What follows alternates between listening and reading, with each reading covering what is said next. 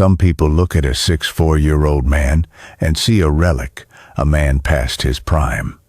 But before we continue, please subscribe to the channel and let us know where you're listening in the comments. My name is Arthur William, and I am 64 years old. Some might see that number and assume I'm feeble, susceptible, perhaps even desperate for the validation of my family. Those individuals have clearly never had the displeasure of crossing me. For 42 years, I dedicated my life to being a paramedic, navigating the chaos of life and death situations on the streets of Chicago, working grueling double shifts, and meticulously saving every dollar I could wrestle from my respectable yet modest income. When I finally hung up my uniform 3 years ago, I had accomplished something that filled me with an immense sense of pride. I had built a nest egg of $500,000, a sum that represented 4 decades of relentless sacrifice, unwavering discipline, and meticulous financial planning. That money was far more than a figure in a brokerage account. It was my hard-won security, my self-respect, my definitive statement that a man could stand on his own 2 feet, beholden to no one. I suppose, in the back of my mind, I always harbored a fear that my daughter Jessica would one day come looking for her share of it. The evening that changed everything began like any other. I was settled in my small but perfectly kept condo, the place I'd made my home after my beloved wife passed away 5 years prior. I had filled it with meaning, surrounding myself with the handsome antique maps I'd collected over the years. My late wife's heirloom silverware was polished and displayed in a fine oak cabinet, and a vase of fresh flowers, a small luxury I afforded myself every Friday, because I knew no one else would sit on the coffee table. I was engrossed in a historical novel, wearing my favorite old watch, a gift from my wife for our 20th anniversary, when the sharp chime of the doorbell cut through the quiet. Jessica was on my doorstep, and with her was Brian, her husband of 7 years. Even before a single word was spoken, I could see the raw desperation swimming in their eyes. Jessica, at 38, still possessed the youthful charm that had so often bailed her out of trouble during her formative years. But that night, she looked worn down, a haggard look that added a decade to her age. Brian, 35, and always as sharp and severe as a shard of glass, had his dark hair styled in a severe modern cut and carried himself with an air of entitlement that could only come from a life devoid of hardship. "Dad, we have to talk," Jessica stated, her tone devoid of the usual pleasantries. They moved past me into my living room without an invitation, sinking into my cream-colored sofa as if they held the deed to the place. "Can I get you some coffee?" I asked, my voice steady as I clung to the simple rituals of hospitality my mother had so carefully instilled in me. "We don't have time for that," Brian retorted sharply. He had never made any effort to like me, not from the moment Jessica introduced us. In his eyes, I was merely competition for her affection, a living artifact of a life she had before him. I could feel his resentment for every dollar I had invested in her education, every birthday check, every generous Christmas gift I'd given them over the years. Jessica nervously cleared her throat, a habit I recognized from her childhood when she was 7 and had just shattered a priceless vase. "Dad, we're in trouble. Serious trouble. The bank is threatening to foreclose on our house." I carefully placed my book on the end table and observed them, my gaze unwavering. "How much do you owe?" $200,000, Jessica murmured, her eyes fixed on the floor. "Maybe a little more, once you factor in all the late fees and accumulated interest." I had been anticipating a moment like this for years. Jessica had always exhibited a reckless abandon with money, perpetually chasing the next extravagant purchase before the bills for the last one were even paid. The house they'd purchased 3 years ago was a monument to their financial folly. A sprawling, modern home in the most affluent suburb, boasting a gourmet kitchen with granite countertops and a garage spacious enough for 3 cars. It was a lifestyle far beyond their actual means. I had attempted to caution them at the time, but Brian had just offered a cold, dismissive smile and declared they were building equity. "How could you possibly let it get this bad?" I questioned, my voice laced with a disappointment I couldn't conceal. Brian leaned forward, his voice adopting a patronizing tone he often used to make me feel insignificant. "Arthur, we're past the point of lectures. We need a solution, not a sermon. And to be perfectly frank, you're the only one who can provide it." The way he spat my name, as if it were a foul taste in his mouth, caused a knot to tighten in my chest. This man, who had never known a day of real labor, who divided his time between the golf course and boutique fitness classes, was addressing me as if I were a clueless child. "What precisely are you proposing?" I asked, though the answer was already hanging, heavy and unspoken, in the air between us. Jessica reached for my hand, her touch a familiar tactic from her childhood when she wanted something. "Dad, you have all that retirement money just sitting in a bank account. We're your family. We need you to pay off our mortgage." The words echoed in the silent room. My $500,000, my entire life's work. "That's my retirement, Jessica. That money needs to last me for the rest of my life." Brian let out a sharp, derisive laugh, a sound like shattering glass. "Come on, Arthur. How much money does one old man really need? You live in this tiny condo. You never travel. You don't buy anything extravagant. What in the world are you hoarding it for, old man?" The insult struck me with the force of a physical blow. "Besides," he continued, his voice dripping with condescension, "wouldn't you rather see your only daughter keep her beautiful home? Isn't that what fathers are supposed to do?" I turned my gaze to Jessica, searching her face for any trace of the little girl I had raised. The one who used to present me with fistfuls of dandelions from the yard, proclaiming them the most beautiful flowers in the world. But the only person I saw was a woman who had allowed her husband to become her mouthpiece, who sat by and nodded in agreement as he verbally dismantled the man who had given her everything. If I were to do this, I began slowly, choosing my words with care. What would happen to me when I need long-term care? What happens when I can no longer take care of myself? Brian just shrugged, a gesture of casual indifference. "You'll figure something out. You always do." The sheer, unadulterated cruelty of his words stole the air from my lungs.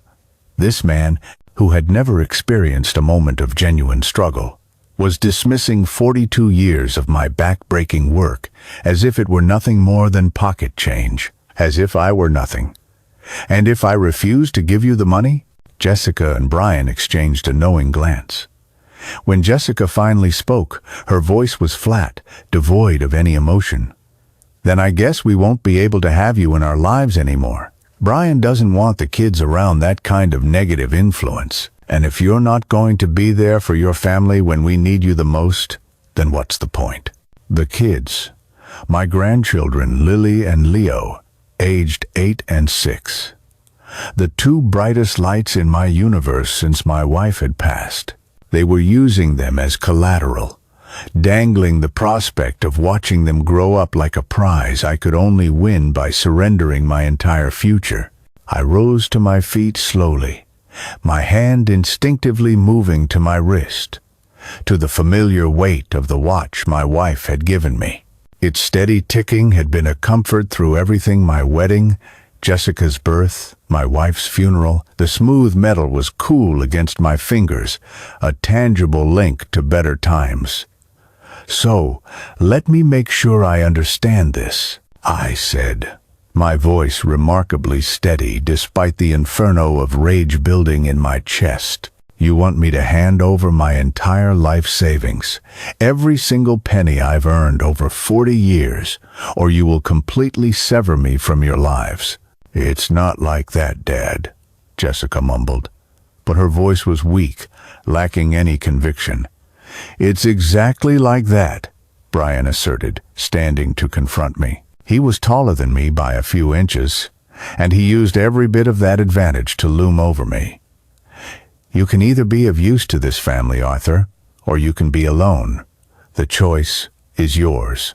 The silence that descended upon the room was absolute. The only sound was the rhythmic ticking of the antique grandfather clock on the mantel, the same clock that had marked the passage of time in my own childhood home. My mind raced through a montage of memories. All the overtime shifts I had worked to fund Jessica's college education, all the family vacations I had forgone to build my retirement fund, all the countless small sacrifices that had culminated in this single, devastating moment. "I need some time to think about it," I said at last. Brian rolled his eyes in exasperation. "What's there to think about? It's a very simple question, Arthur. Are you going to help your family or aren't you?" But I was already moving toward the door, my hand closing around the cool brass of the handle. "I believe it's time for you to leave." Jessica began to object, but Brian seized her arm. "We need your answer by tomorrow night. The bank isn't going to wait around forever." After they were gone, I sank back into my armchair, my eyes fixed on the empty space on the sofa where they had Saturday. The cushions still bore the faint impressions of their bodies, a physical reminder of the violation that had just occurred. I thought of my wife, how she had gently warned me years ago that Jessica was becoming too accustomed to taking from us without ever giving anything in return.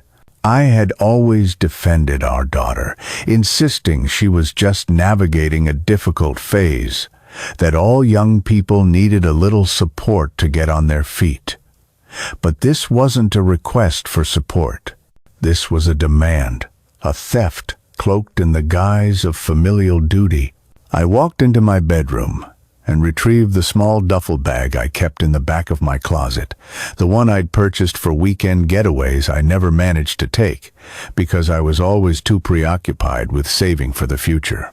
Methodically, I began to pack my most treasured possessions: my watch, a handful of old photographs, my grandfather's wedding band, and just enough clothes to last a week.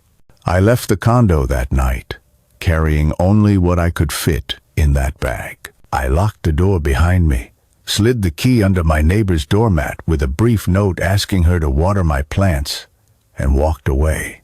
I had no destination in mind, only a profound certainty that I could not remain there, suffocated by the expectations and demands of people who viewed me as nothing more than an ATM with a pulse. I found a modest motel on the edge of town, the kind of establishment that rented rooms by the week and prided itself on not asking questions. As I lay on the lumpy mattress, my gaze fixed on a sprawling water stain on the ceiling, a decision began to crystallize in my mind, a decision that would alter the course of all our lives. They had presented me with a choice: my money or my family. They had delivered an ultimatum, fully expecting me to capitulate as I had so many times before. But they had made a single catastrophic miscalculation. They had presumed I was the same man who would willingly sacrifice anything for his daughter's happiness. That man had ceased to exist the moment Brian labeled me an old man who didn't need much. What was left in his place was something harder, colder, and immeasurably more formidable. They wanted my money. They were about to receive exactly what they deserved. The motel room carried the lingering scent of harsh disinfectant and the faint, melancholic aroma of other people's shattered dreams. I sat on the edge of the stiff bed, my duffel bag open beside me, and tried to recall the last time I had felt so utterly alone. Not lonely, but alone. There is a profound distinction. Loneliness is the ache of missing someone. Aloneness is the stark, chilling realization that the people you believed you could always rely on were, in fact, never truly there for you at all. 3 times, I reached for my phone, my thumb hovering over Jessica's contact, ready to call and tell her I had reconsidered, that I would give them whatever they needed to save their house. Each time, a new resolve stayed my hand, and I placed the phone back on the nightstand. The man who would have made that call was gone, replaced by a stranger I was only just beginning to get to know. My thoughts drifted back to the very first time Jessica had asked me for a significant sum of money. She was 22, a recent college graduate, and she had her heart set on a car she couldn't possibly afford. I had written the check without a moment's hesitation, my heart swelling with pride that I could help my daughter begin her adult life with something nice. Then came the credit card debt at 25, the security deposit for her first apartment at 28, the loan for her wedding at 31. It was a relentless cycle, always some new crisis that only my checkbook could resolve. When had I transitioned from being her father to being merely her primary source of funding? The pale morning light was just beginning to filter through the thin, worn motel curtains when I finally allowed myself to confront the full, crushing weight of what had transpired. My daughter, the little girl I had rocked to sleep, taught to ride a bike, and cheered for at every soccer game, had looked me in the eye, and essentially told me my worth was contingent on my ability to pay her debts. Her husband had dismissed me as old and useless, and she had sat there, nodding in silent agreement. But as I sat there in that bleak, anonymous room, something entirely unexpected began to stir within me. Instead of succumbing to self-pity, I felt a spark of something else: curiosity. What would actually happen if I simply vanished from their lives? How long would it take for them to grasp that their self-inflicted problems were not going to magically resolve themselves? And, more importantly, what could I accomplish with this newfound power I never knew I possessed? I opened my laptop and logged into my bank account. The numbers glowed on the screen: $487,329.42. Not quite the $500,000 I often mentioned, but close enough. This was money earned by working holiday shifts, while other fathers were at home with their families. Money saved by religiously buying generic brands at the grocery store and driving my cars until they physically could not go another mile. Money that symbolized every single sacrifice I had ever made in the name of security and independence. They believed this money was theirs, for the taking. They were about to receive a rude awakening. I began to research. It's astonishing what you can unearth on the internet when you're armed with time and a powerful motivation. I looked up their address, their mortgage lender, their payment history. Public records are a treasure trove when you know where to search. Jessica and Brian had bought their house 3 years ago for $425,000 with a meager 5% down payment. Their monthly mortgage payment was a staggering $3,000, and that didn't even include property taxes and insurance. They had refinanced their mortgage twice in just 3 years, each time pulling out more equity, deepening their debt instead of reducing it. The records clearly showed they were 4 months delinquent on their payments. The foreclosure notice had already been officially filed. They had at most 6 weeks before the bank repossessed the house. A slow smile spread across my face for the first time since they had darkened my doorway.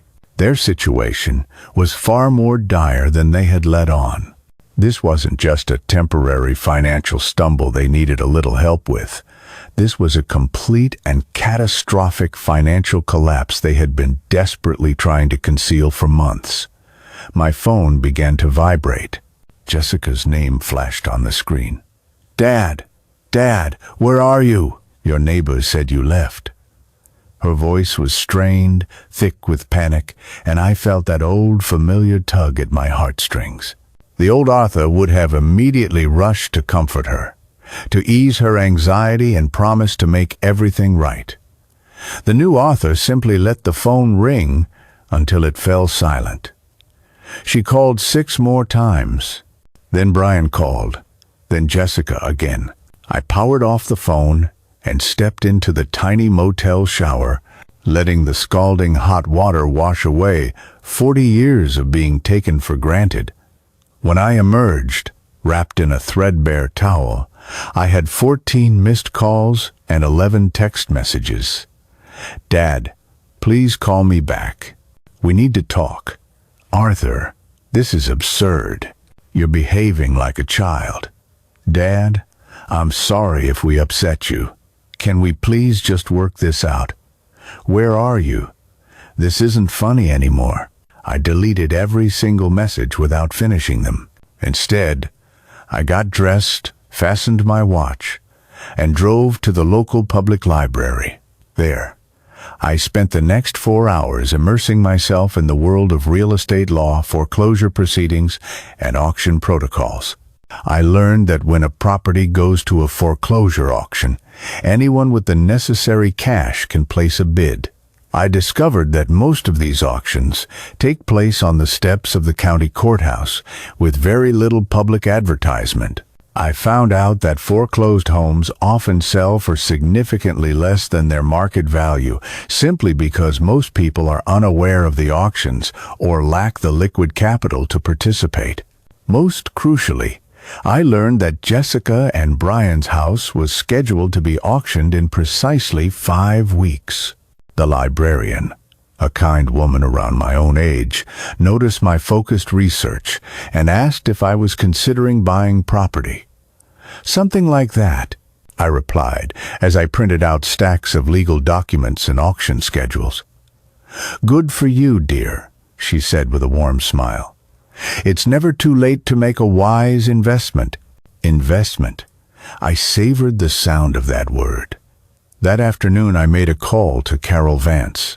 We had dated briefly about 15 years ago, not long after my wife passed. It was never serious, just a few dinners and long, comfortable conversations about books and music. She was a good woman, a widow like myself, but neither of us had been ready for anything more. We had maintained a friendly correspondence over the years, exchanging Christmas cards and the occasional phone call. Arthur, her voice was warm, filled with genuine pleasure. "What a wonderful surprise. How are you?" "Carol, I was actually hoping I could pick your brain about something. I know you specialize in real estate law." "Of course. How can I help?" I chose my words with deliberate care. If someone were interested in purchasing a house at a foreclosure auction, what would that process entail? "Thinking of getting into real estate investment?" she chuckled. "Good for you. Most people are too intimidated to seize opportunities like that." She then spent the next 20 minutes patiently explaining the entire process, the necessary paperwork, the requirement for cashier's checks, the importance of due diligence before placing a bid. She graciously offered her professional assistance if I was serious about moving forward.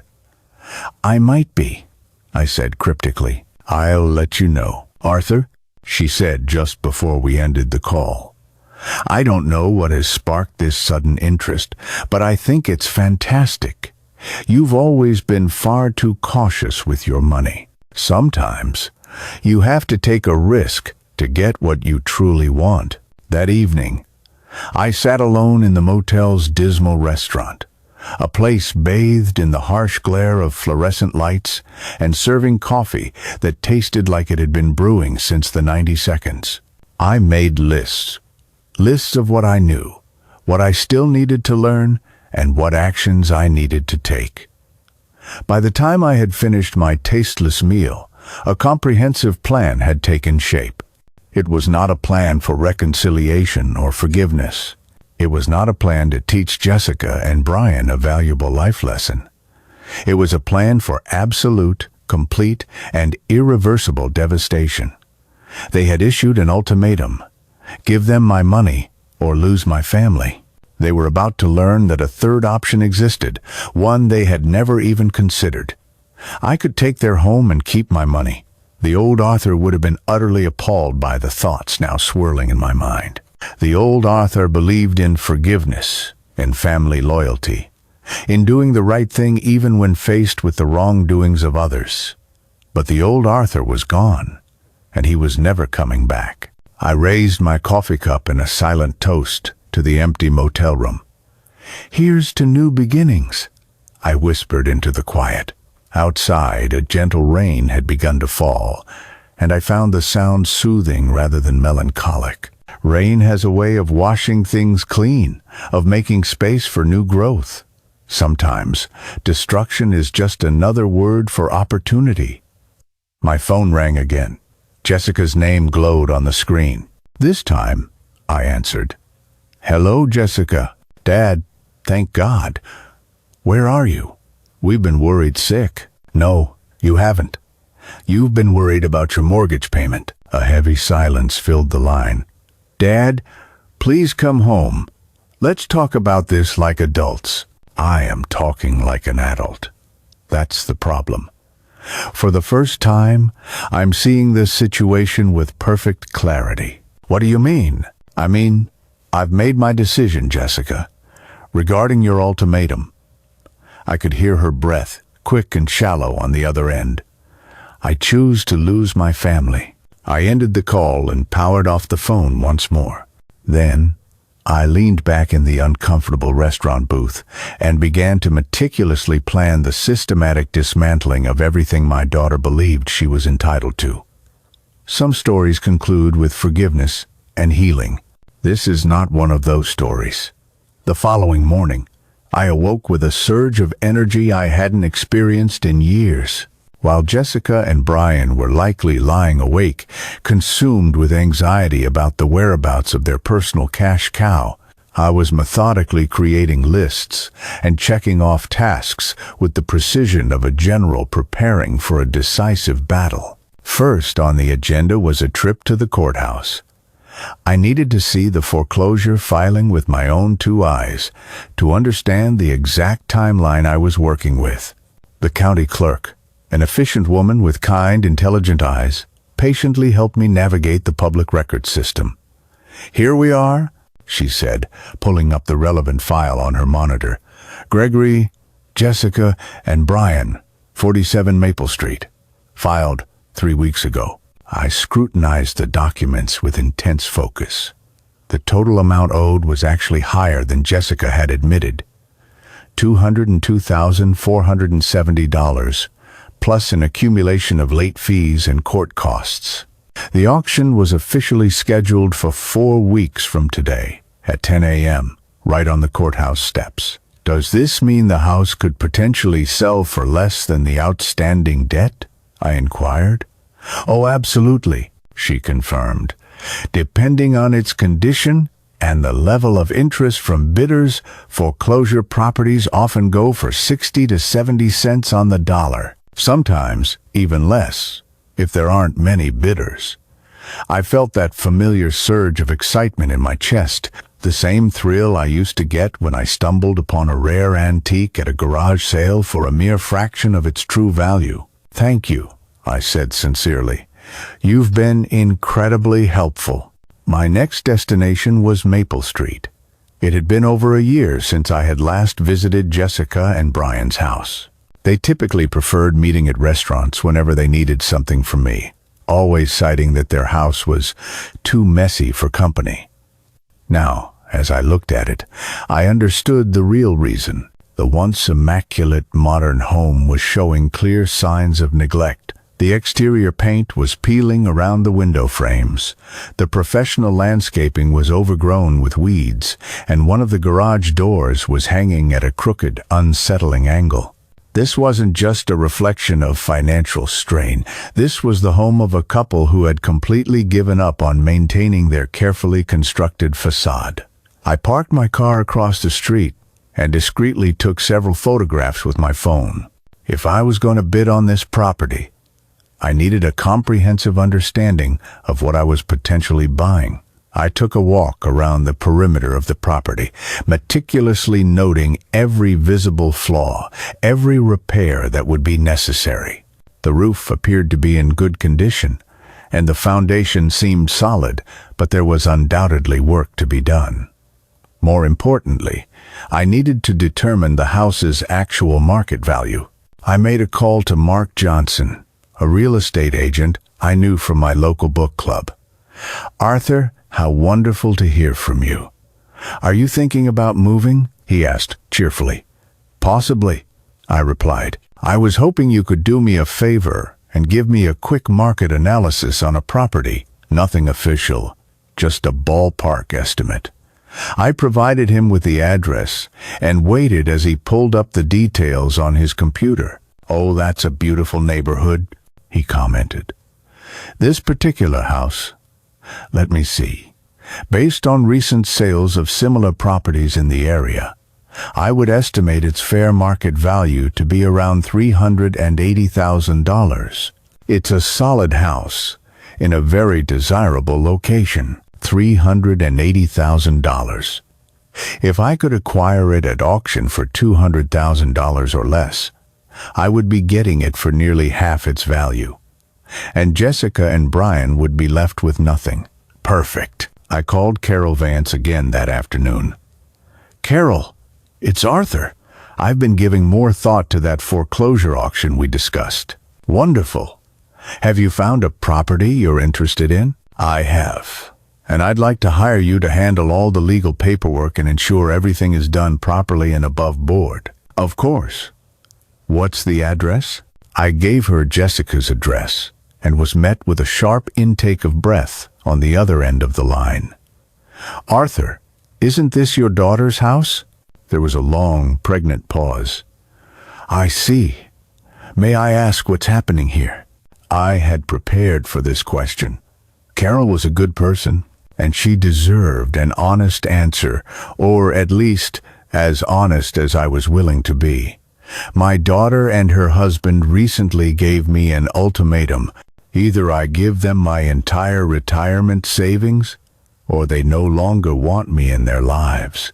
They seem to be under the impression that I'm too old and useless to have any need for my own money. "Oh, Arthur, I am so sorry. That's unconscionable." "Yes, it is. And I've decided to take them at their word. If they don't want me as their father, then I certainly don't want them as my beneficiaries. This house is going to auction, and I fully intend to buy it. And then I'll decide what to do with it. It's a good investment property, don't you think?" Carol was silent for a long moment. When she finally spoke, her tone was cautious. "Arthur, I just want to be certain you've thought this through. This is a very significant step. There will be no turning back from this." "Carol, I've spent the last 3 days thinking of nothing else.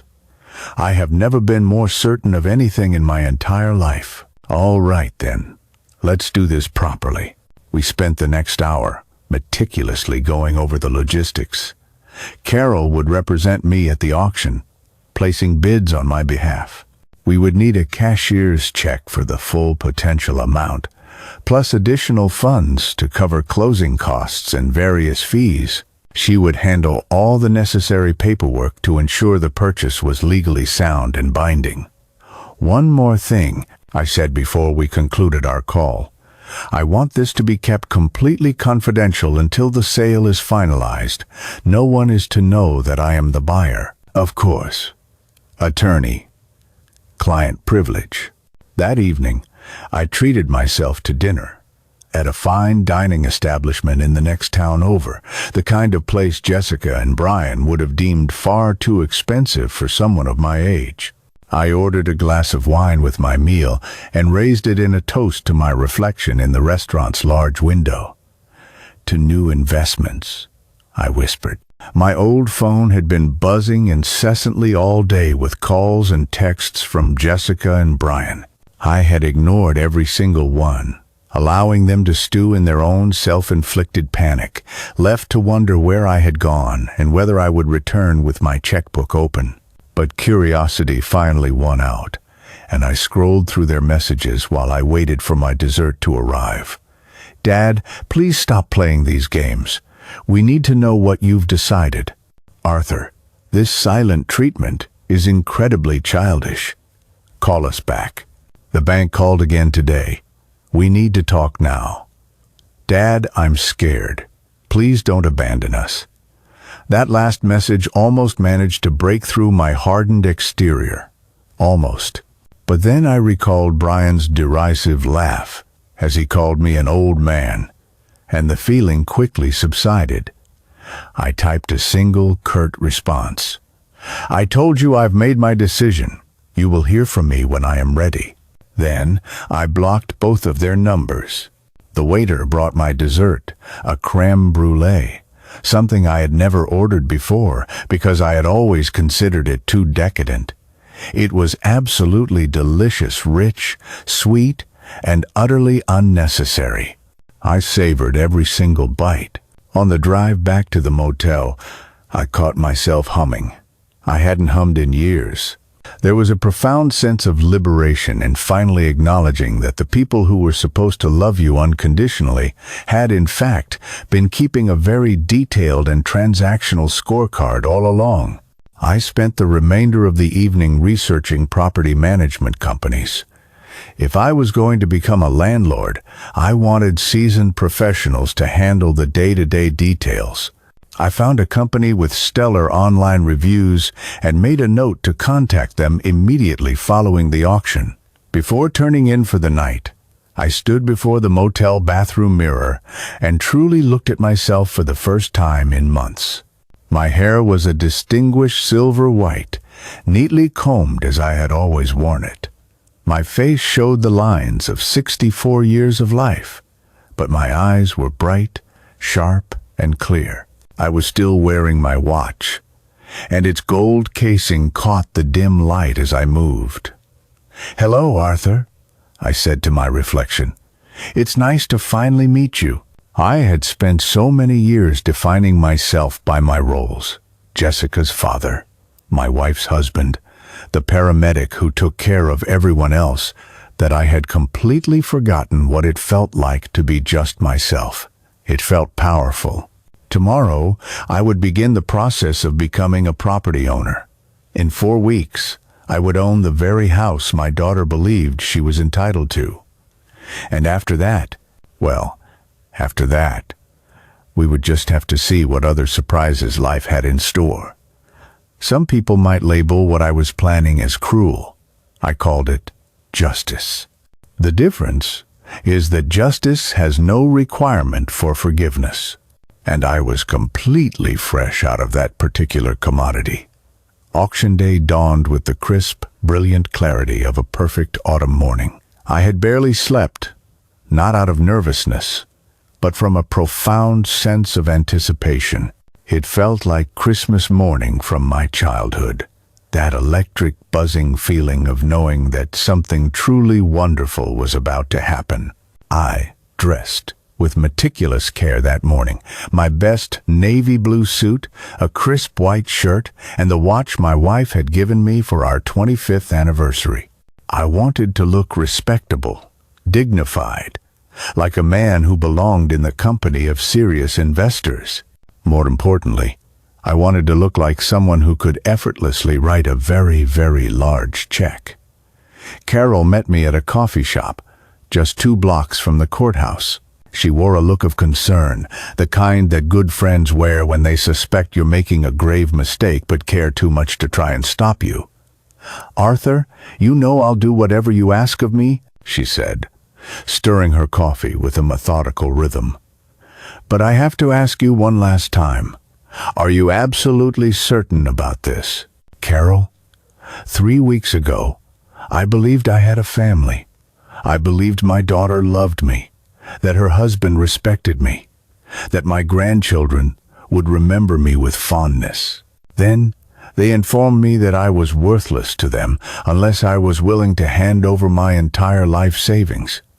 Yes, I am absolutely certain. She nodded slowly, her expression resolute. All right then. I have the cashier's check for $250,000, and I've completed the title search. The property is clear of all liens except for the mortgage debt. If we win the bid, we can close the sale immediately. We walked to the courthouse together. It was exactly 9:45 a.m., and a crowd of about 20 people had already gathered on the wide stone steps. Most of them had the appearance of professional investors.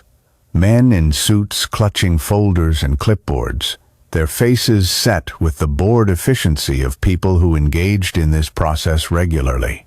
I recognized a few neighbors from Jessica's street in the crowd, likely drawn by curiosity more than any intent to bid. Mr. Henderson from next door caught my eye and offered a friendly wave. I returned the gesture politely, a small smile playing on my lips as I wondered what he would think when he discovered who had just purchased his neighbor's home. The auctioneer was a slender man with a powerful voice that carried effortlessly across the courthouse plaza. He methodically read through the legal description of the property, the specific terms of the sale, and the minimum bid requirements. Every word sounded official and final, like a eulogy for Jessica and Brian's shattered dreams. "We'll start the bidding at $180,000, the auctioneer announced. Instantly, 3 hands shot into the air. This was more initial interest than Carol had anticipated, and I felt the first real flutter of anxiety in my chest. What if I couldn't afford to win? What if someone else outbid me and my entire plan crumbled? The bidding escalated quickly. $185,000, $190,000, $195,000.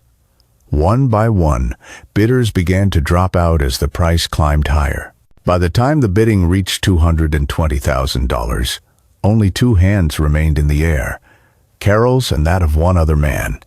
$225,000. 23,000,000 $23,500,000. The other bidder hesitated for a moment when Carol signaled a bid of $240,000.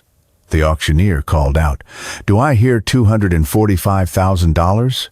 Silence. $240,000. Going once, going twice. My heart was pounding so violently, I was convinced everyone on the steps could hear it. Sold to bidder number 7 for $240,000. Carol turned to me, a slight, professional smile on her face. "Congratulations, Arthur. You just bought a house." The paperwork took a full 2 hours to complete. Carol handled the majority of it while I sat in the courthouse cafe, sipping terrible coffee and watching people go about their ordinary days, completely oblivious to the fact that I had just purchased my own daughter's home out from under her. None of them could possibly understand why that act felt like the most profoundly satisfying thing I had done in years. When Carol finally found me, she was carrying a folder thick with official documents. "It's done," she said. "The deed will be officially recorded this afternoon. The house is legally yours." I opened the folder and stared at the deed. There it was, in crisp black and white. Arthur William, a single man, was now the legal owner of 47 Maple Street, the house where my grandchildren lived, the house where my daughter had declared me worthless. "Carol," I said, my voice firm, "I need to hire a property management company. I have no desire to handle the eviction process directly. Of course, I can recommend someone excellent, Peter Wallace. He's handled many difficult situations like this before. Perfect. I want them to serve the eviction notice tomorrow morning." Carol's eyebrows raised slightly, but she made no comment. "That can be arranged. What about the utilities and maintenance? I want everything transferred into my name immediately. If there are any outstanding bills, pay them. I want this entire process to be completely legal and by the book." We spent another hour finalizing the details. Peter Wallace would oversee the eviction, which by law would give Jessica and Brian 30 days to vacate the property. The utility companies would transfer all services to my name. A locksmith would be scheduled to change all the locks on the day after the eviction was complete. I wrote checks to cover everything: the property management company's fee, the utility transfers, the locksmith, and Carol's legal fees. Each check I signed felt like a small, decisive victory, a tangible proof that I had the power to change my own circumstances rather than simply enduring them. "What will you do with the house after they're gone?" Carol asked as we walked back to our cars. "I haven't decided yet," I replied truthfully. "Maybe I'll rent it out. Maybe I'll sell it. Or maybe I'll just sit on my front porch and enjoy the peace and quiet." She laughed. "Your front porch. I like the sound of that." That evening, I checked out of the motel and moved into a furnished apartment I had rented on a month-to-month basis. It was small but immaculately clean, with a small kitchenette and a window that overlooked the park where I used to take Jessica when she was a little girl. I could certainly afford something much nicer now. After all, I had just made a very sound investment, but I found that I liked the simplicity of the place.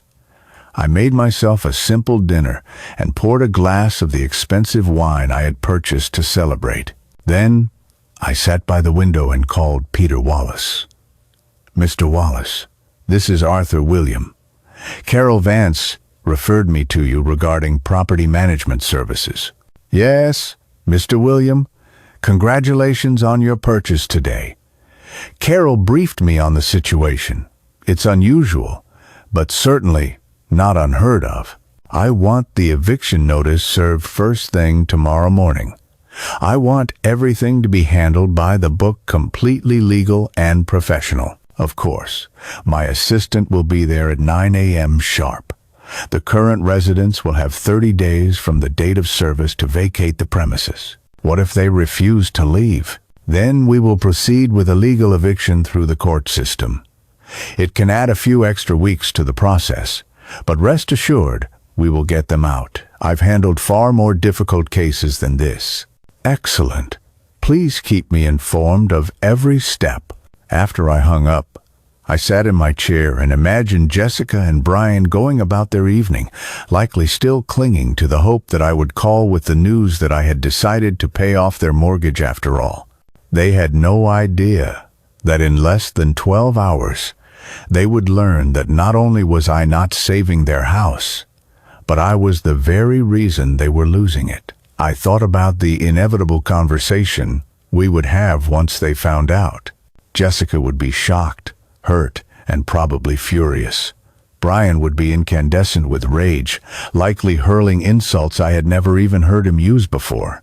They would demand explanations, threaten legal action, and vow to never speak to me again. That last part didn't bother me in the slightest. In fact, it sounded like a promise I hoped they would keep. I raised my wine glass toward the window, toward the house I now owned across town, toward the daughter who thought she could discard me like yesterday's news. "Here's to property ownership," I whispered, "and here's to learning that every ultimatum is really just an opportunity in disguise." Some fathers would have been consumed by guilt over what I had done. Some fathers would have second-guessed their decision, tormented by the fear of being too harsh. I was not some fathers. I was Arthur William, property owner, and I had never felt more like myself in my entire life. I woke up at 8:30 the next morning, filled with the kind of eager anticipation usually reserved for birthdays and holidays. Peter Wallace's assistant was scheduled to knock on Jessica's door in just 30 minutes, and I wanted to be fully awake to savor every moment of the unfolding drama. I brewed a pot of good, strong coffee, a significant upgrade from the terrible sludge I'd been drinking at the motel, and settled into a chair by my window, which offered a clear, calming view of the park. Somewhere across town, my daughter and her husband were likely having breakfast, getting the children ready for school. moving through the mundane motions of their normal routine. They were completely oblivious to the fact that their world was about to be turned completely on its side. At exactly 9:15 a.m., my new phone rang. It was Peter Wallace. "Mr. William, the notice has been officially served." A Mrs. Jessica Gregory answered the door and accepted the papers. She seemed surprised. I could vividly picture the scene. Jessica, likely still in her expensive silk pajamas, her makeup perfectly applied, opening the door expecting a package delivery, only to be handed formal eviction papers from the anonymous new owner of her house. "Any immediate reaction?" I asked, a hint of a smile in my voice. She demanded to know who the new owner was. My assistant, following protocol, correctly informed her that such information would be disclosed through the proper legal channels. Mrs. Gregory did use some rather colorful language. I chuckled. "I'm sure she did. What happens next?" "They now have 30 days from today to vacate the premises. If they do not leave voluntarily by the deadline, we will initiate formal eviction proceedings through the court system. I've handled many of these cases, Mr. William. Rest assured, one way or another, they will be out of your house within 6 weeks." Your house. I loved the sound of that. I spent the morning running errands, opening a new bank account at a different branch, stocking the pantry of my small apartment, picking up my dry cleaning. They were all normal, everyday activities. Yet they felt extraordinary because I was doing them as a man who had just seized control of his own life in the most dramatic way imaginable. Around noon, my old phone, which I had kept turned off for days, began to buzz with frantic energy. I had given Peter my new number, but I had held on to the old phone for the sole purpose of monitoring Jessica and Brian's inevitable meltdown. It was time to see what they had discovered. 17 missed calls, 23 text messages, 2 voicemails. I scrolled through the text messages first. "What the hell did you do? Dad, call me right now. Arthur, this is insane. You can't do this to us. The eviction notice says the house was sold yesterday. Who bought it? Dad, please call us. There has to be some kind of mistake. Brian is crying. The kids don't understand. Please, you have to fix this. I'm your daughter. How could you do this to your own family?" The voicemails were even more satisfying. Jessica's voice was cracking with raw panic. "Dad, please, call me back. There's been some kind of terrible mistake. Someone bought our house at auction yesterday, and now they're trying to evict us. We need your help to figure out who did this and how we can stop it." The second voicemail was from Brian. His voice was shrill, laced with pure fury. "Arthur, I don't know what kind of sick game you're playing, but it ends now. You need to call us back immediately and explain what is happening. If you think you can manipulate us by disappearing and letting our house get sold out from under us, you are sorely mistaken. We will find out who bought it, and we will fight this." I saved both voicemails. I had a feeling I might want to listen to them again in the future, whenever I needed a stark reminder of how severely they had underestimated me. But I wasn't ready to speak to them yet. I would let them spend a few more hours stewing in their uncertainty, frantically calling lawyers and real estate agents and anyone else they could think of. I would let them experience the same sense of powerlessness they had tried to inflict upon me. Instead, I called my old neighbor, Mrs. Diaz, who lived next door to my former apartment. We had been on friendly terms for years, and I knew she would be concerned by my abrupt disappearance. "Arthur, oh my goodness, where have you been? Your apartment has been dark for days." "I'm fine, Ellen. I've just moved out for a little while. Some family troubles." "Oh, I'm so sorry to hear that, dear. Is there anything at all I can do?" "Actually, there is. I have some furniture and other belongings in storage that I need to clear out. Would you be interested in any of it? I know you've always admired my dining room table. We spent a pleasant hour discussing which of my possessions she might like to have.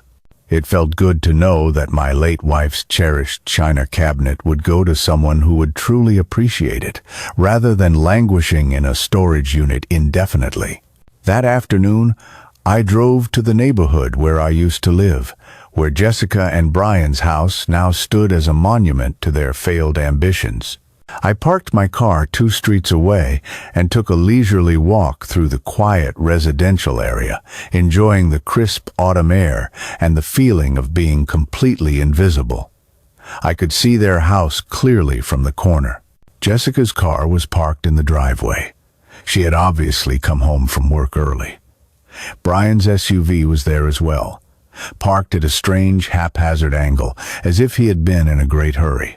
The curtains on all the windows were drawn tightly shut, as if they believed they could physically hide from the reality of their situation.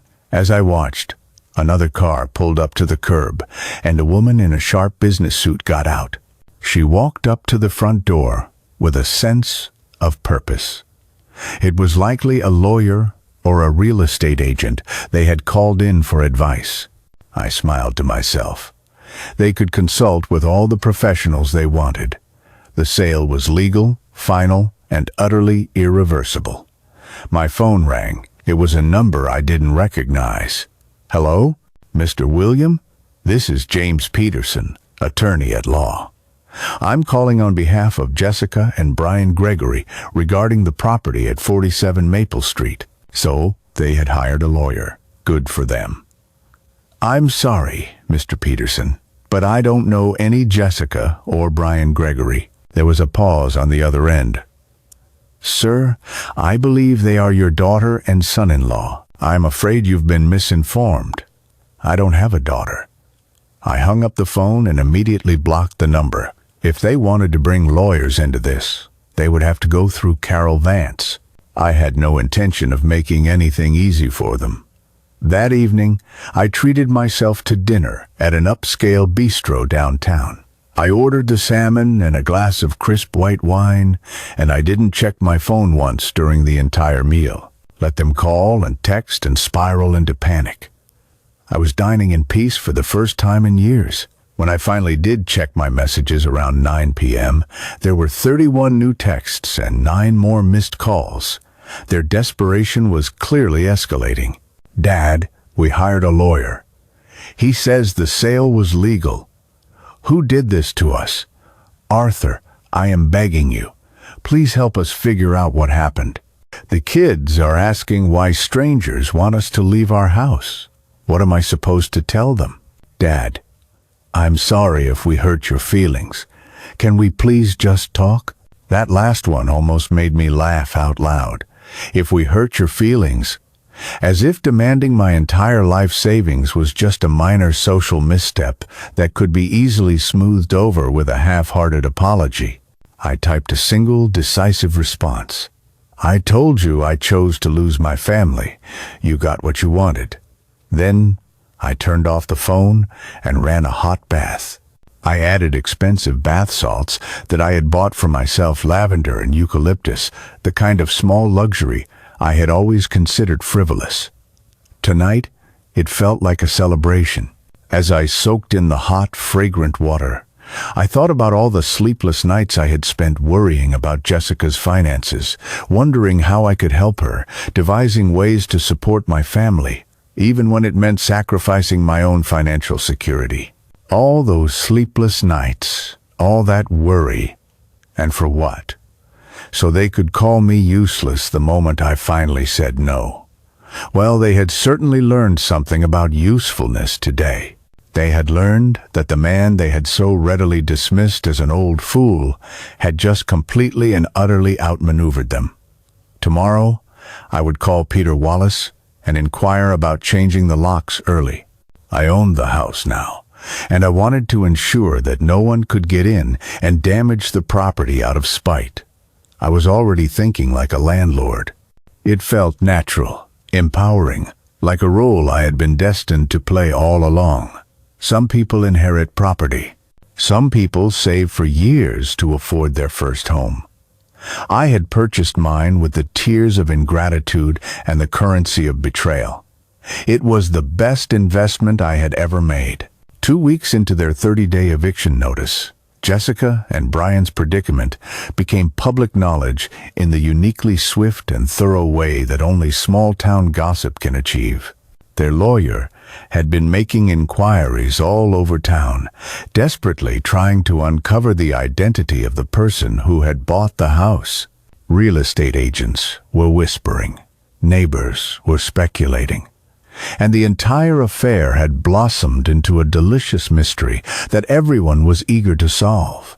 I first heard about the gossip from Mark Johnson, my real estate agent friend, when he called to ask if I was still interested in looking at properties. "Arthur, the strangest thing has happened in your daughter's neighborhood," he said. "Someone bought the Gregory house at a foreclosure auction and immediately served them with eviction papers. Jessica and Brian are running around town like chickens with their heads cut off trying to figure out who did it." "How terrible for them," I said, making no effort to hide the deep satisfaction in my voice. "The thing is," Mark continued, "everyone is completely baffled because it was clearly a strategic purchase. Whoever bought it paid significantly more than most investors would have, almost as if they wanted that specific house for personal reasons. The whole neighborhood is buzzing with theories. Personal reasons. If only they knew just how personal it was." "Have they found another place to live yet?" I asked. "That's the other strange part. Word on the street is that their credit is so abysmal they can't even qualify for a rental large enough to fit their family. Brian has apparently been calling every landlord in town, but as soon as they run a credit check..." Mark made a sharp whistling sound. "It's not pretty." "Perfect. I had hoped that their financial troubles ran much deeper than just the mortgage." That afternoon, I decided to conduct a little reconnaissance of my own. I drove to the grocery store in their neighborhood, not with the intention of spying, exactly, but more to get a feel for how the situation was unfolding on the ground. I was in the produce section, carefully selecting apples, when I heard a familiar voice behind me. "I'm telling you, Linda, it's the most bizarre thing I've ever seen. Someone specifically targeted their house." I turned slightly. It was Mr. Henderson, Jessica's next-door neighbor, talking to another woman by the lettuce display. "But who would do such a thing?" the woman asked. "That's what everyone is trying to figure out. Brian is beside himself. He's convinced it's someone they know, someone with a grudge. He's been making lists of every person they've ever had a disagreement with." I smiled to myself as I bagged my apples. "Make all the lists you want, Brian. You will never suspect your sweet, harmless, supposedly useless father-in-law. The saddest part of it all, Mr. Henderson continued, his voice dropping to a more somber tone, is the children. Lily keeps asking why they have to move, and little Leo has been having nightmares. It's just heartbreaking." The mention of my grandchildren sent a small, sharp pang through my chest, but I quickly pushed it aside. Jessica and Brian had made the conscious decision to use the children as weapons when they threatened to cut me out of their lives. They had created this situation, not me. That evening, I called Peter Wallace for an update. "How are they handling the eviction process?" "Not well, I'm afraid," he reported. "They've been calling my office daily, demanding to speak with the property owner. Mr. Brian Gregory has been particularly insistent." "I can only imagine. And how have they been taking care of the property?" "My drive-by inspections show that they are maintaining it adequately. No visible damage or neglect. They seem to be holding on to the hope that this will all somehow go away." "And legally? Have they made any attempts to fight the eviction?" "Their attorney reviewed all the paperwork and has advised them that there are no grounds for an appeal. The foreclosure was executed properly, the auction was legal, and the sale is binding. They have no legal recourse except to vacate the premises on time. 2 weeks left. In just 2 weeks, Jessica and Brian would be loading their possessions into a moving truck, their children confused and crying, their perfect, curated life in complete ruins. The thought should have filled me with a sense of guilt. Instead, it made me feel vindicated. My old phone buzzed with another text from Jessica's number. I had been monitoring their messages mostly for their entertainment value. "Dad, please, we know you're getting these messages. The kids are scared and confused. Don't do this to your own grandchildren." Using the children again. It was pathetic how predictable they had become. I typed back, "I thought you said I wasn't family anymore. Why would your children's housing situation be of any concern to me?" The response was almost immediate. "Dad, please, we were upset. We said things we didn't mean. Please, just help us." You said exactly what you meant. You wanted my money, or you didn't want me. You made your choice. Who bought our house? Please, just tell us that. I stared at the message for a long time, savoring the moment. Soon enough, they would know the truth, but not yet. I would let them twist in the wind a little longer. Someone who recognized a good investment opportunity. I turned off the phone and poured myself another glass of wine. Tomorrow, I had an appointment to see the house with Peter Wallace. We needed to conduct a walkthrough to plan for the post-eviction cleanup and any necessary repairs before I decided what to do with the property. The thought of walking through Jessica's house as its legal owner filled me with a sense of anticipation that bordered on euphoria. I had been inside that house dozens of times over the years, always as a guest, always mindful not to overstay my welcome, always feeling grateful to be included in their seemingly perfect life. Tomorrow, I would walk through it as the person who owned every single square inch of it, the person who would determine its future, the person with all the power. Some people might call what I was feeling revenge.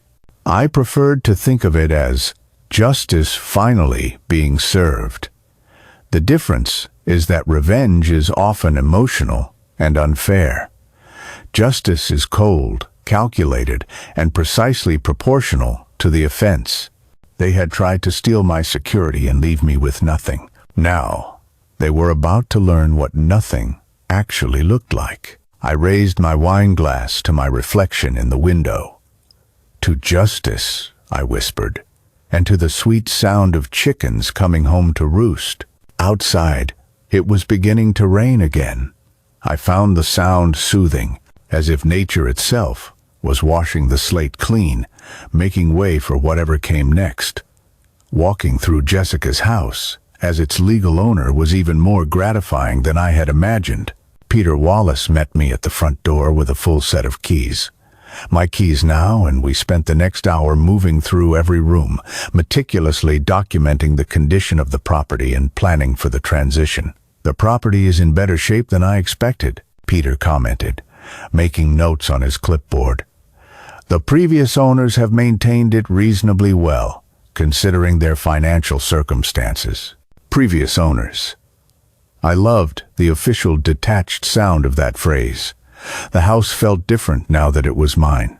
It seemed smaller, somehow, less imposing. The granite countertops that Brian had boasted about incessantly now looked dated, and the hardwood floors were in desperate need of refinishing. This wasn't the palace they had pretended it was. It was just a house, an expensive house they had never been able to truly afford. "What are your plans for the property?" Peter asked as we concluded our walkthrough. "I'm not sure yet," I replied. "I might rent it out, or I might just keep it empty for a while. I have time to decide." What I didn't tell him was that I was seriously contemplating the most delicious option of all, living in it myself. I could just imagine Jessica and Brian driving past their old house, only to see me sitting on the front porch, reading a book in the sunshine, enjoying the very garden they had neglected and abandoned. But that was a decision for another day. First, I wanted to complete their humiliation. That afternoon, I made a call to Thomas Green, the private investigator Carol had recommended. I had been mulling over our conversation about their lack of legal recourse, and something had been nagging at me. "Mr. Green, I'd like to hire you for a document investigation." "What kind of documents, Mr. William?" "Mortgage applications, tax returns, income verification forms. I want to know if certain individuals might have been less than truthful on their loan applications." He was silent for a moment. "That's a serious allegation. Mortgage fraud is a federal crime. I understand that completely. I also understand that people who commit federal crimes sometimes face federal consequences." We met that evening at a quiet coffee shop downtown. Thomas Green was exactly as I had pictured. Middle-aged, unremarkable in appearance, with the kind of face that could easily blend into any crowd. It was the perfect demeanor for someone whose job it was to unearth information that people desperately wanted to keep buried. "What specifically are you looking for?" he asked, pulling out a small, discreet notebook. I provided him with Jessica and Brian's full names, their address, and the approximate dates of their mortgage applications and subsequent refinancing. "I want to know if the income information they provided to the lenders matches their actual tax returns and employment records." "That's doable," he said confidently. "It might take a few weeks to gather all the necessary documentation legally, but I have contacts at the credit agencies and some of the financial institutions. Money is no object. I want to know the truth about their financial situation, and if I find evidence of fraud, what would you like me to do with it?" I met his gaze steadily. "I want you to prepare a complete, detailed report with all the supporting documentation. Then, I will decide whether that information needs to be shared with the appropriate authorities." He nodded. "I'll need a retainer. $5,000 to start." I wrote the check without a moment of hesitation. If Jessica and Brian had been honest in their loan applications, I would be out $5,000. If they had lied, well, then they would be out much more than just money. 3 weeks later, Thomas called with an update. "Mr. William, I think you're going to want to see this report in person. Can you meet me tomorrow afternoon?" The next day, I sat in his small, cluttered office as he spread documents across his desk like a detective meticulously solving a murder case. "Your instincts were correct," he said, his tone serious. "Jessica and Brian Gregory have been committing systematic mortgage fraud for years." He then proceeded to show me the evidence. There were income statements that had inflated Jessica's salary by 40%. There were tax returns that had been clearly altered before being submitted to the lenders. There were fake employment verification letters from companies that didn't even exist. "This first mortgage application," he said, pointing to a specific document, "claims Jessica was making $85,000 a year. Her actual tax return for that same year shows an income of only $52,000. And the refinancing is even worse. They claimed a joint income of $120,000. Their actual combined income was a mere $71,000. They also claimed that Brian had a part-time consulting business that generated $25,000 annually. I can find absolutely no evidence that this business ever existed. I studied the papers, stunned by the sheer scope of their deception. They hadn't just stretched the truth. They had constructed an entirely fictional financial life for themselves. "Is this enough for criminal charges?" I asked. "More than enough. This is a textbook case of mortgage fraud. We're talking multiple counts spanning several years. The FBI takes this kind of thing very seriously, especially when the amounts are this large." What would happen if someone were to report this? There would be a full-scale investigation. If the evidence holds up, and I can assure you it will, they would be facing federal charges, significant prison time, massive fines, and the complete and utter ruin of their financial lives.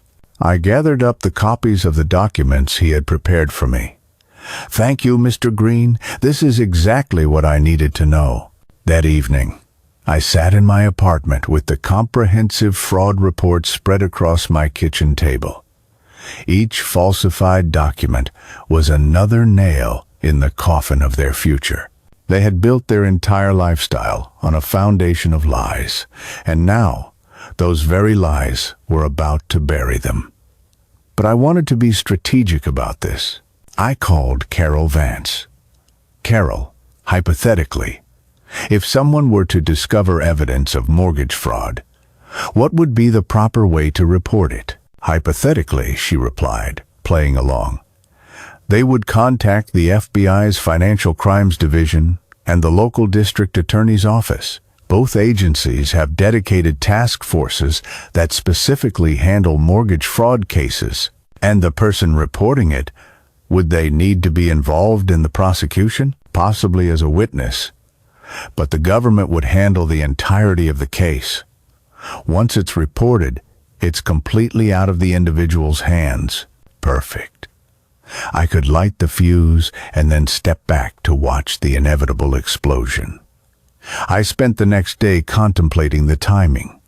Jessica and Brian had just 1 week left before their eviction was final. They were undoubtedly scrambling to find a new place to live, likely assuming that once they moved out, their troubles would be behind them. They were about to learn that their troubles were only just beginning.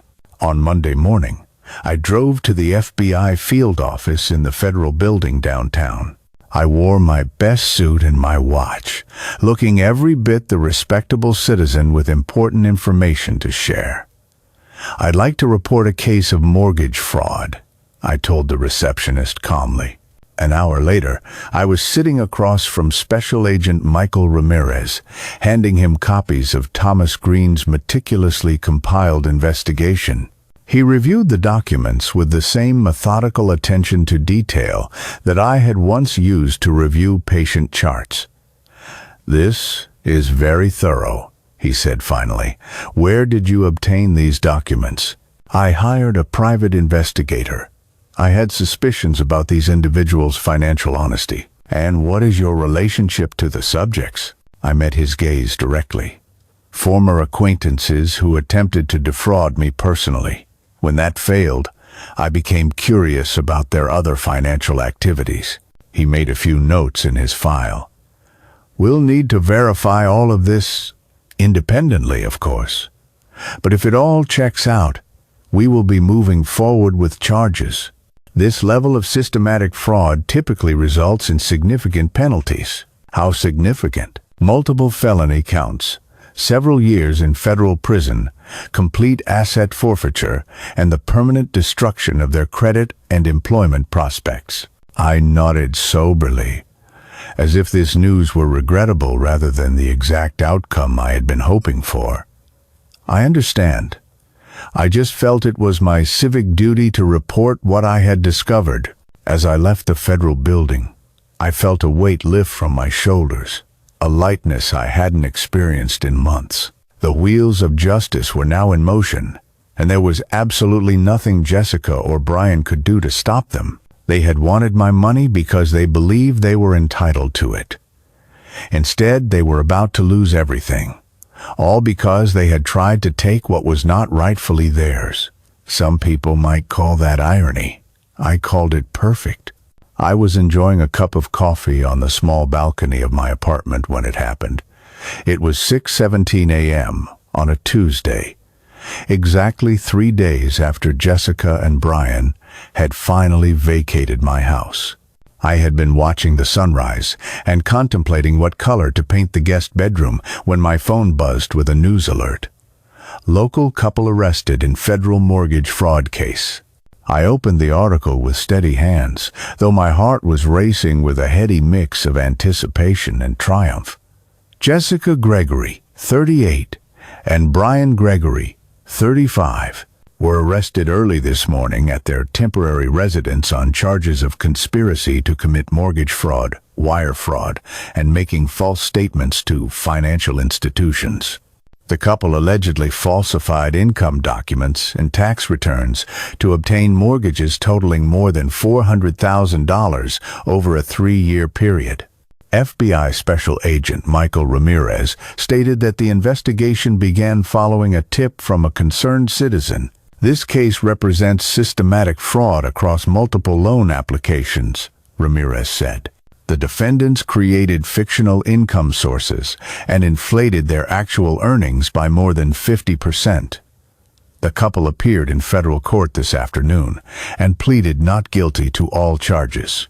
They were released on $50,000 bond each, pending trial. If convicted, they face up to 30 years in prison and fines of up to $1 million. I set down my coffee cup and read the article a second time, savoring every single word. Then I called Peter Wallace. "Peter, I assume you saw the news about the former tenants." "I did indeed," he replied. "Quite dramatic. I've never had a rental property connected to a federal case before. Will this affect the property in any way?" "Not at all. You purchased it legally through a foreclosure sale. Their criminal activities are completely separate from your ownership." "Perfect."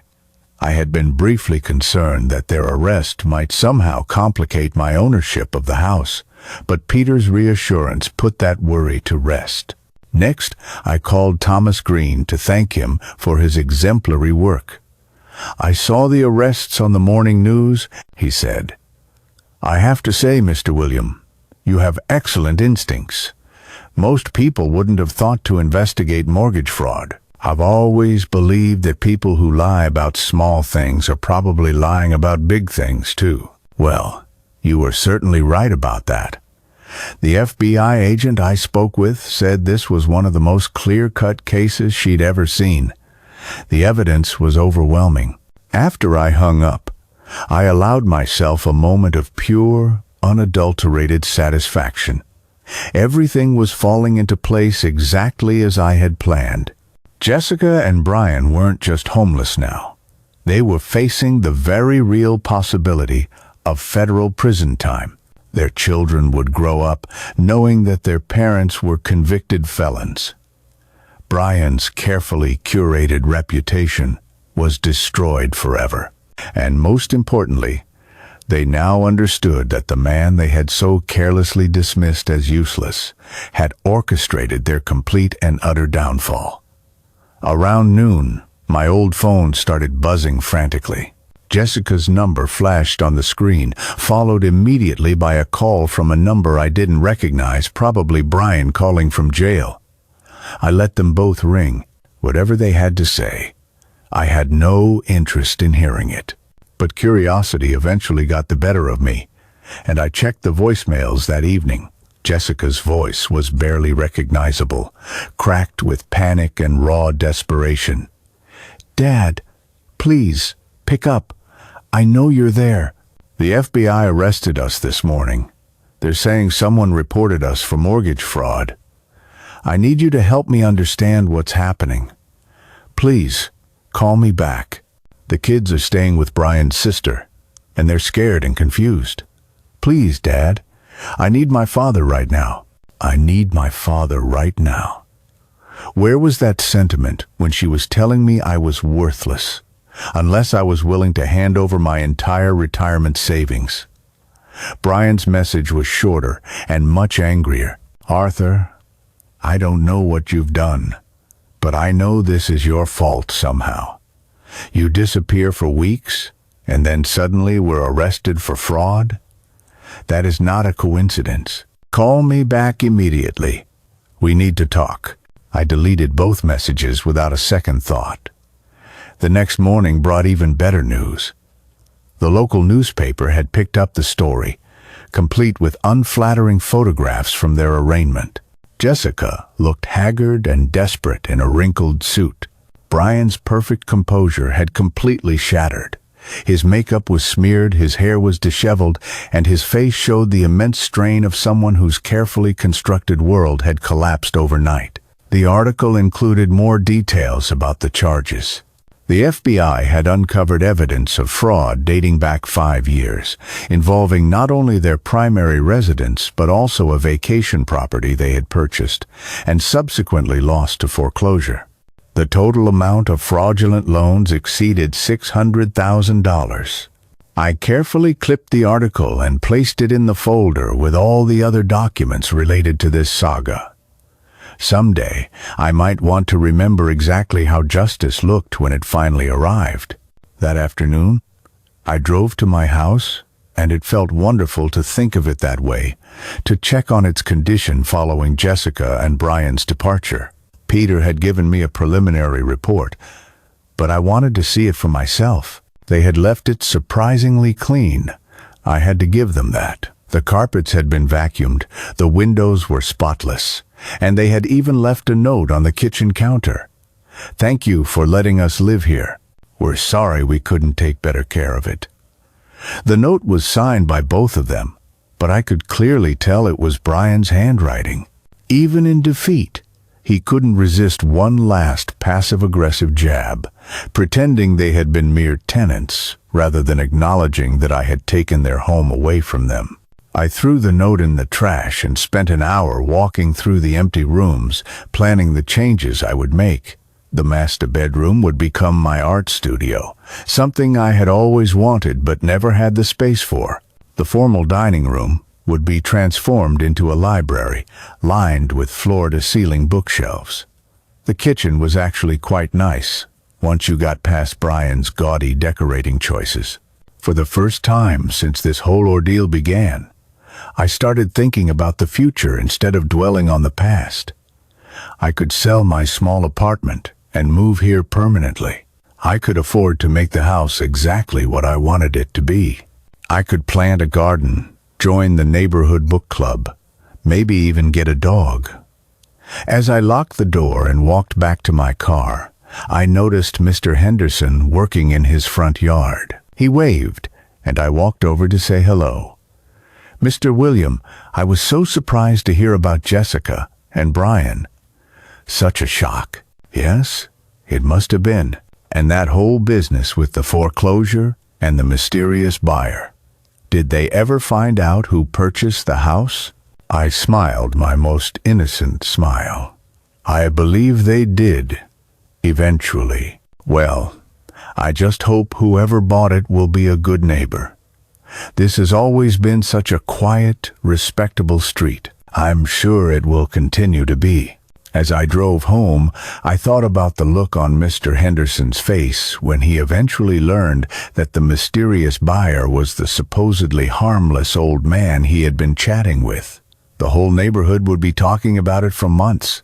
Let them talk. I had nothing to hide and nothing to be ashamed of.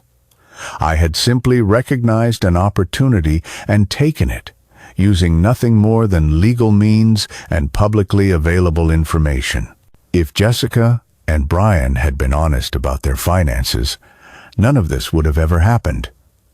If they hadn't tried to extort my life savings, I never would have investigated their mortgage situation. If they had treated me with respect instead of contempt, I would have remained the doting father and grandfather they could take advantage of indefinitely. They had forged every single link in the chain of events that led to their arrest.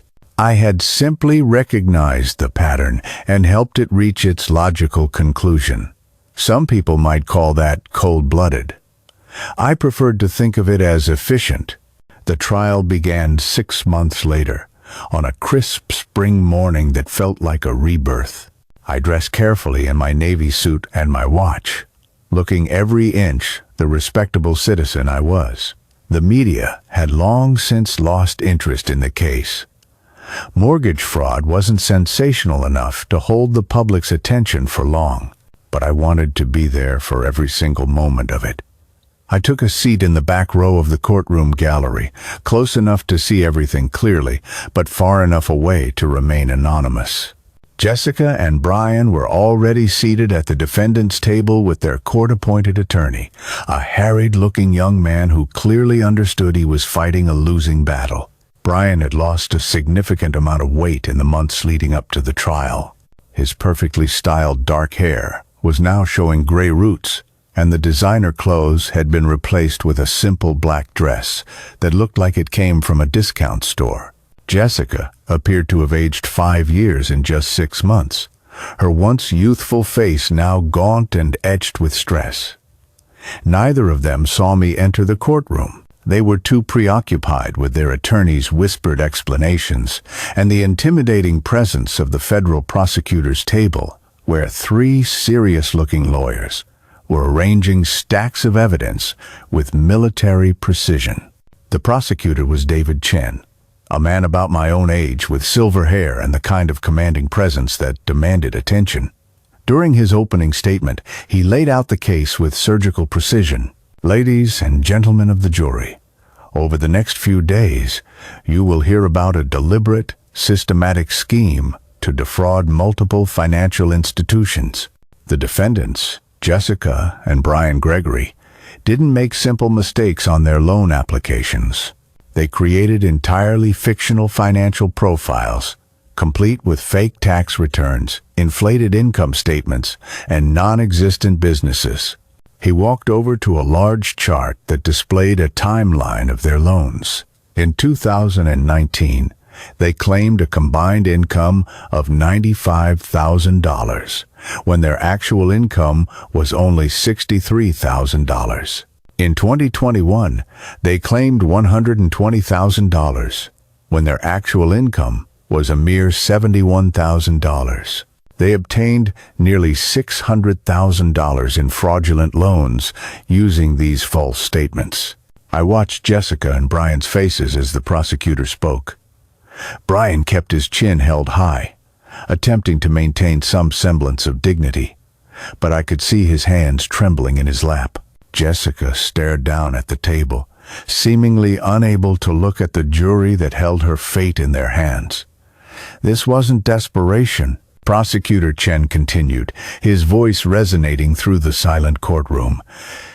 This was greed. The defendants wanted a lifestyle they couldn't afford, so they lied, repeatedly and deliberately, to get it. The defense attorney's opening statement was pathetic. He tried to portray Jessica and Brian as victims of predatory lending, claiming they had been encouraged to inflate their income by unscrupulous loan officers. He suggested they were naive rather than criminal, confused rather than calculating. The jury looked thoroughly skeptical. These were not sympathetic defendants. They were an attractive, educated couple who had systematically cheated the system for years. The prosecution's case unfolded over the course of 3 days, each piece of evidence more damning than the last. They presented the original loan applications alongside the actual tax returns, highlighting the stark discrepancies. They brought in handwriting experts who confirmed that the falsified documents had been altered by the defendants themselves. The star witness was Thomas Green, my private investigator. He testified about his investigation methodology and the evidence he had uncovered, presenting it all with a calm, professional detachment. He never once mentioned who had hired him or why, referring only to a concerned citizen who had provided the initial tip. When the defense attorney cross-examined him, attempting to suggest that his investigation had been biased or incomplete, Thomas remained unflappable. "Sir, I simply gathered publicly available documents and compared them to the loan applications. The discrepancies were obvious and significant. Any competent investigator would have reached the exact same conclusions." On the second day, they called Jessica to testify in her own defense. It was an unmitigated disaster. "Mrs. Gregory," Prosecutor Chen began during his cross-examination, "when you signed this loan application stating your annual income was $85,000, what was your actual annual income?" I thought it might go up that year. I was expecting a promotion, but you didn't get a promotion, did you? And your actual income that year was $52,000, correct? Yes. But, so you lied on a federal document to obtain money you were not entitled to. Jessica's attorney objected, but the damage was already done. The jury could clearly see that Jessica had no real defense for her actions. Brian's testimony was even worse. He attempted to blame Jessica for everything, claiming he had just signed the papers she had prepared without reading them carefully. When the prosecutor presented him with a fake business license he had created for his non-existent consulting company, complete with his own signature and notarization, that excuse completely fell apart. Mr. Gregory, did your wife force you to create this fraudulent business license? No, but I thought, did your wife force you to notarize your own signature, pretending to be someone else? I was just trying to help. Help yourself to money that didn't belong to you. Brian's composure finally cracked. He began to cry on the witness stand, a display that only served to make him look more guilty. The jury watched with a kind of uncomfortable silence that fills a room when someone's lies are being exposed in real time. I found myself leaning forward, not wanting to miss a single moment of their utter humiliation. This was even better than I had imagined. Watching them systematically destroy themselves with their own words, their own contradictions, their own desperate attempts to escape responsibility for their choices. The closing arguments were almost anticlimactic. The defense attorney made one last feeble plea for mercy, suggesting that Jessica and Brian had made mistakes and had learned their lesson, but the evidence was overwhelming, and everyone in that courtroom knew it. Prosecutor Chen's closing was brief and devastating. The defendants want you to believe this was all just a misunderstanding, that they are victims rather than criminals. But the evidence clearly shows a pattern of deliberate fraud spanning 5 years. They didn't make mistakes. They made choices, criminal choices. And now they must face the consequences of those choices. The jury deliberated for less than 4 hours. When they returned with their verdict, I watched Jessica and Brian stand to face their judgment. Brian was clutching Jessica's arm so tightly his knuckles were white. Jessica was swaying slightly, as if she might faint. On the charge of conspiracy to commit mortgage fraud, we find the defendant, Jessica Gregory, guilty. On the charge of conspiracy to commit mortgage fraud, we find the defendant, Brian Gregory, guilty. The judge read through all the charges: wire fraud, making false statements to financial institutions, conspiracy, and the verdict was the same for each one. Guilty, guilty, guilty. I watched Brian collapse into his chair, sobbing openly. Jessica just stood there, staring at nothing, apparently unable to process the complete implosion of her life. The judge set the sentencing for 6 weeks later and remanded them to custody pending a pre-sentence investigation. As the bailiff approached with handcuffs, Brian looked around the courtroom desperately, as if searching for someone, anyone, who might come to his aid. For just a fleeting moment, his eyes met mine across the crowded gallery. I saw a flicker of recognition on his face, followed by something that might have been a dawning understanding. He knew, finally. After all these months, he knew who had destroyed his life. I smiled.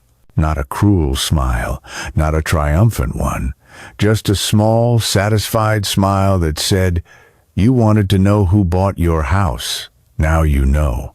As they were led away in handcuffs, I gathered my purse and walked calmly out of the courtroom.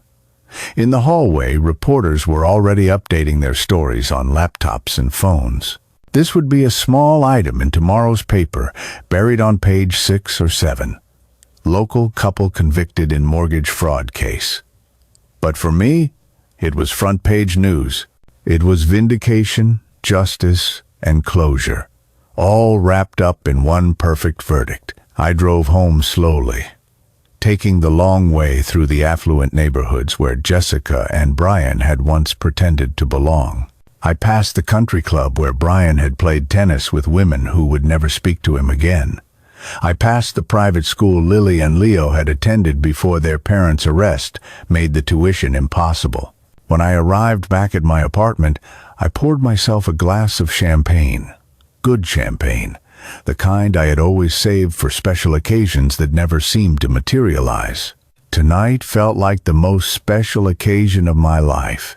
I raised my glass to the empty room and spoke the words I had been waiting months to say. Justice is served. Tomorrow, I would start planning my move into the house that was now truly, completely, and legally mine. Tonight, I would savor the knowledge that Jessica and Brian were sitting in separate jail cells, finally understanding the consequences of treating people like disposable assets. They had wanted my money or my absence from their lives. They had gotten my absence, all right, along with the loss of their home, their freedom, and their future. Some people might call that excessive. I called it proportional. They had tried to take everything from me. I had simply returned the favor. Sentencing day arrived, with the quiet finality of a heavy door closing forever. Judge Elizabeth Reed, a stern woman with silver hair and steel-rimmed glasses, had a well-deserved reputation for imposing harsh sentences on white-collar criminals. I had done my research. I arrived at the courthouse early and took the same seat in the back row that I had occupied during the trial. Jessica and Brian were already at the defendant's table, wearing the same clothes they had worn for their conviction. Brian had lost even more weight, and Jessica's hands trembled as she shuffled through papers with her attorney. The courtroom was nearly empty this time. There was no media, no curious neighbors, just the necessary court officials, a few family members, and me. Brian's sister sat 2 rows ahead of me, her face tight with the kind of weary anger that comes from having your life disrupted by someone else's catastrophic choices. I assumed Lily and Noah were staying with her, likely struggling to comprehend why their parents had vanished into the labyrinth of the justice system. I felt no sympathy for the children's confusion. Their parents had created this situation. Their parents had chosen a life of crime over responsibility, greed over integrity. The children were casualties of Jessica and Brian's decisions, not mine. Judge Reed reviewed the pre-sentence reports with methodical precision, her expression revealing nothing. When she finally spoke, her voice carried the weight of absolute authority. Mr. and Mrs. Gregory, you have been convicted of multiple felonies involving systematic mortgage fraud. The court has reviewed your financial history, your criminal history or lack thereof, and the impact statements from the affected financial institutions. She paused, looking directly at them. The prosecution has recommended sentences of 8 to 10 years in federal prison, along with complete asset forfeiture and restitution in the amount of $674,000. Brian made a small, choking sound. Jessica closed her eyes, as if she could will this moment away. The defense has asked for leniency, citing your status as first-time offenders and your responsibilities as parents.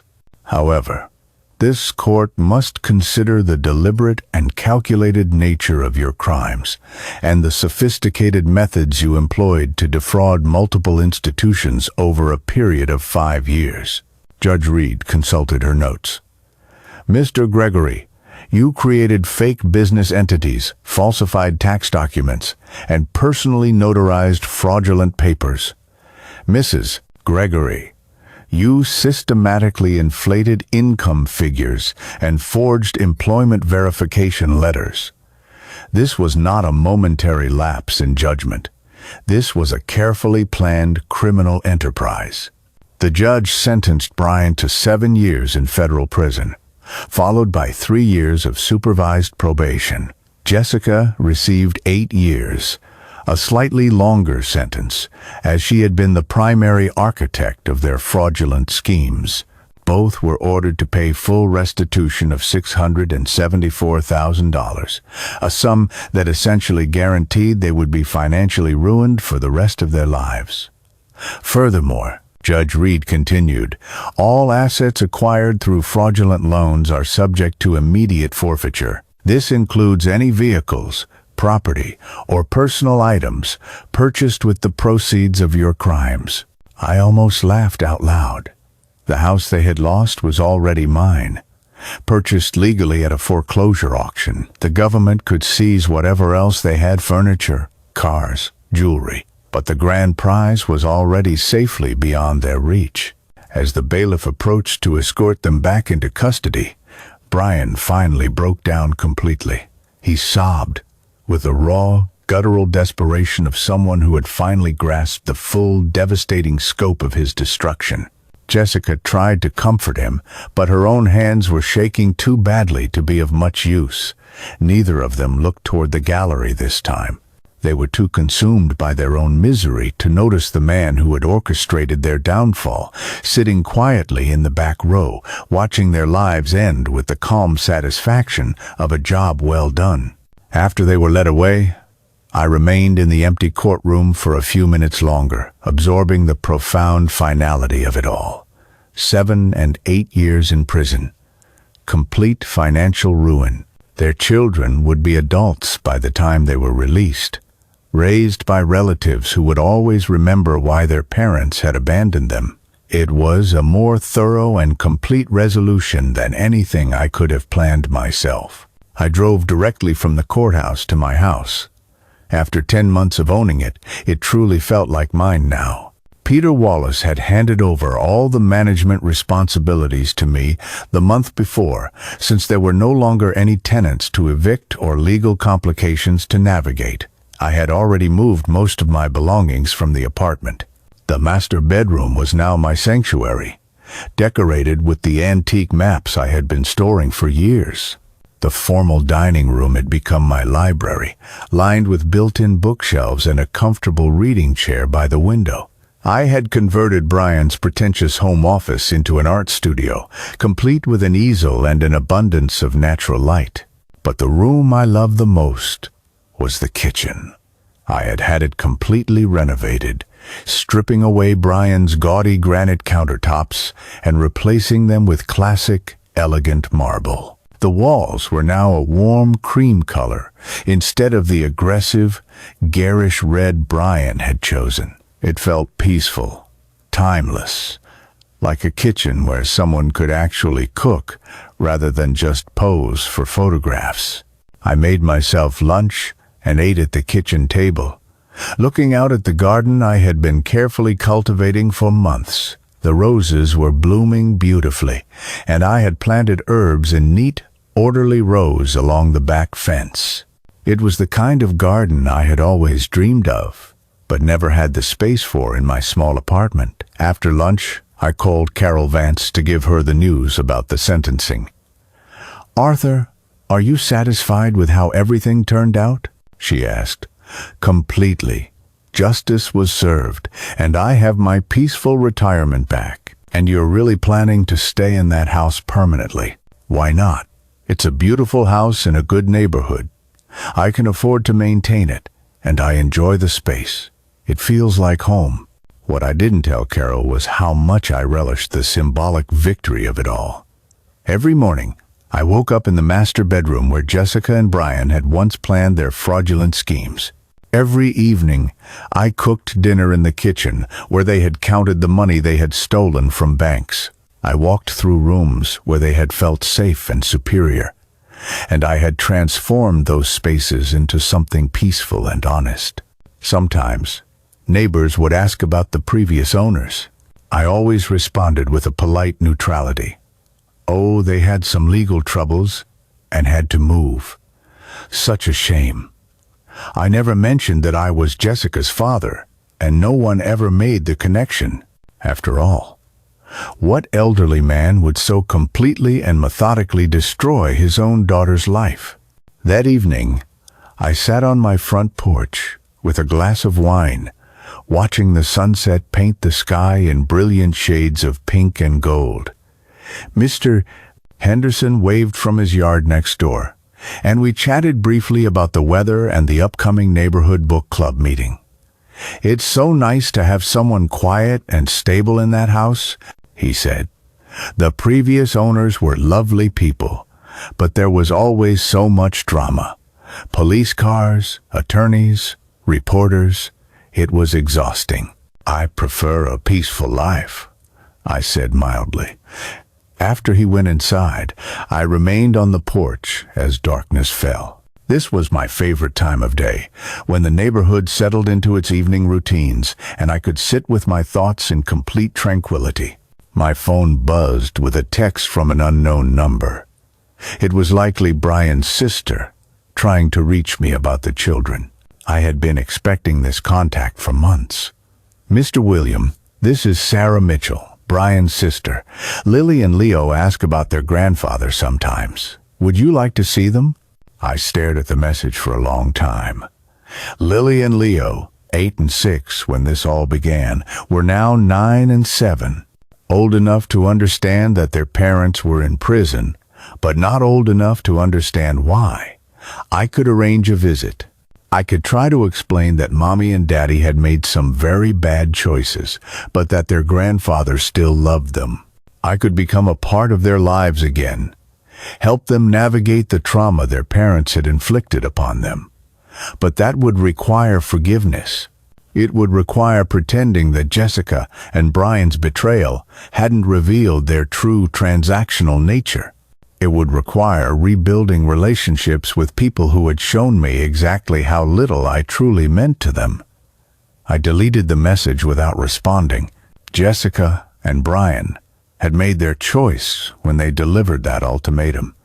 They had chosen to treat me as disposable, valuable only for my money.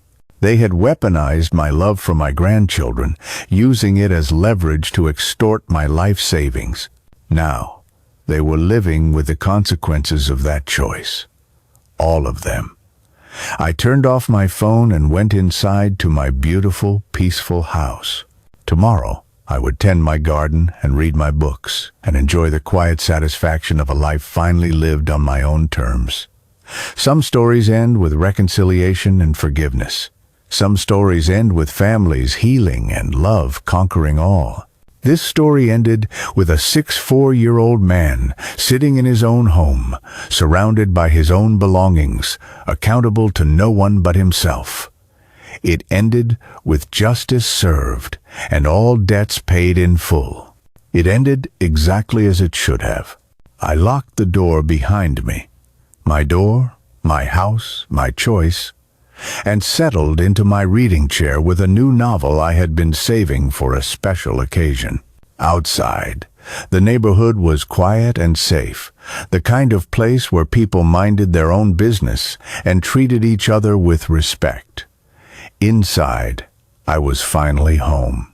The old Arthur would have felt guilty about Lily and Leo growing up without their grandfather.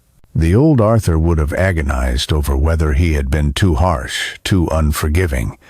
But the old Arthur was gone, and good riddance to him.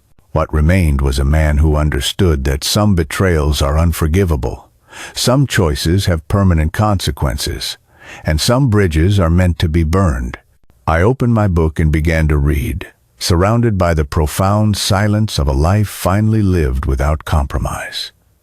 It was the most beautiful sound I had ever heard. If you like this story, please like this video, subscribe to the channel, and share your impressions of this story in the comments. To listen to the next story, click on the box on the left. Thank you for watching.